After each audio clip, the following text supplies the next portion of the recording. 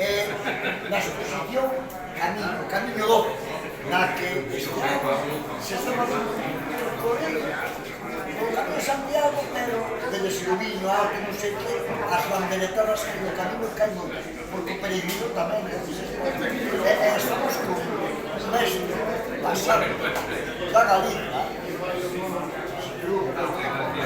que para mí, personalmente, está nunha exposición con xente da talla,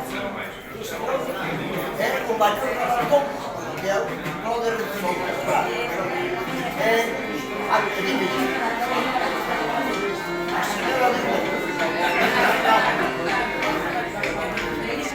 eu xa, participo aportando unha fotografía, pero que escoitas, é unha actividade, pero, de verdade,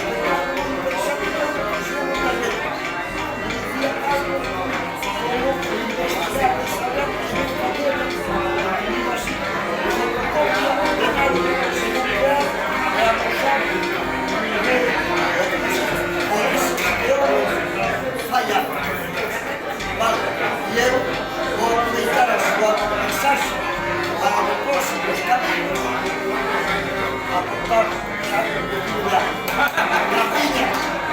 Gracias, señor. Gracias.